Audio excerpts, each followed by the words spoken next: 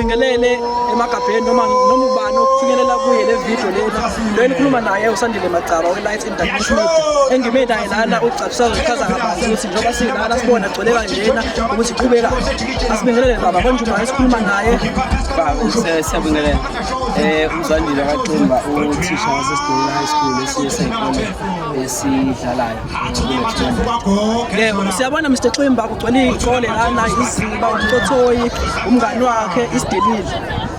Siyabona kahle kahle kuqhubeka ndana kahle kahle namhlanje umuntu obukele simnika isithombe nje ngokusukela namhlanje.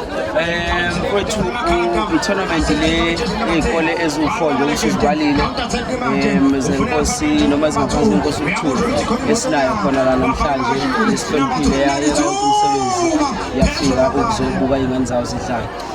Kakhulukazi ke inhloso yale tournament ngoba yenzeka iminyaka yonke ukuqinisekisa ukuthi izingane siyazinika ithuba lokuthi ziziveze kwezemidlalo ngoba siyazi ukuthi akuzona zonke izingane mhlambe ezophumelela nje kuyo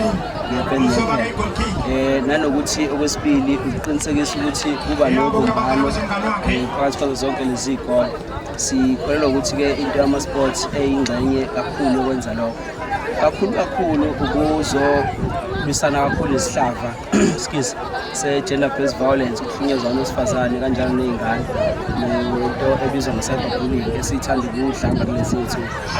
Sizwile ukuthi la masonto adlule kuvolume shophi eyodwa yezingane noma abafundi base-Adams College badlule emhlabeni ngokuzibulala ngenxa yaso lesi sihlava.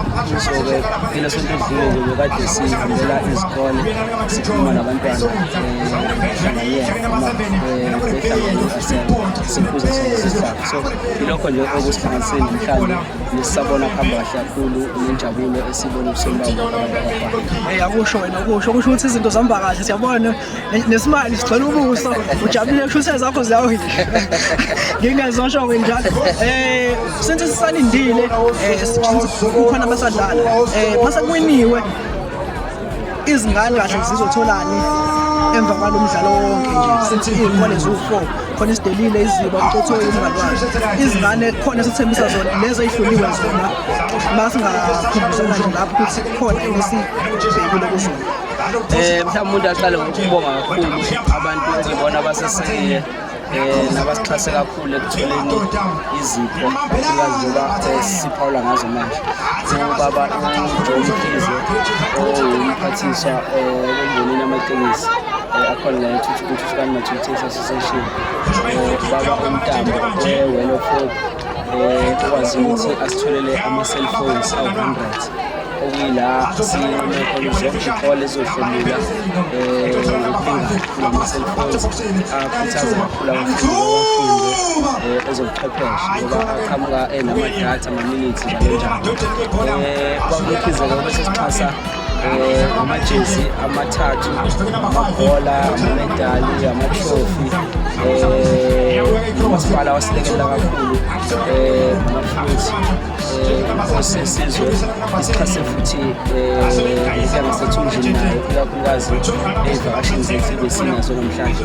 Siphinde sibonge futhi nokhanjelwa nayo i-University of Zululand nayo ekade izoqinisekisa ukuthi abantwana banakho ukuqonda ukuthi ezemidlalo ziyi-career ngiwabona benza i-sport science khona lapho e-university. So izo zonke lezi zinto esiyibekele bona abantwana ukuthi bagijimele zona.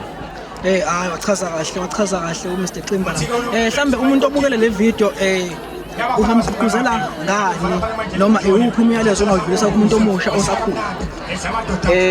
Singakhuthaza kakhulu ukuthi abantu abasha babe nokuqonda ukuthi kubaluleke kangakanani ukuthi uma esesemncane aqinisekise ukuthi wenze konke okusesigabeni sokubancane. Njengoba neBhayibheli lisho ukuthi semncane kwesingane ukukhula ngomdala kwesifundo omdala.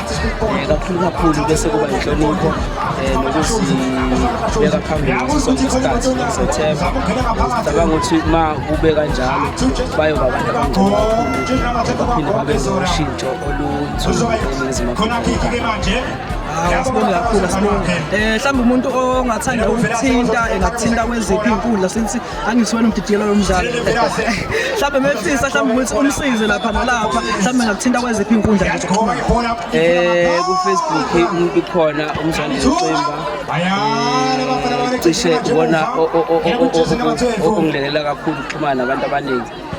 Lezi ezinye inkundla zokuxhumana angayijwayeli kahle kodwa ke kancane kancane nje amaqeda amanzi kweliwe.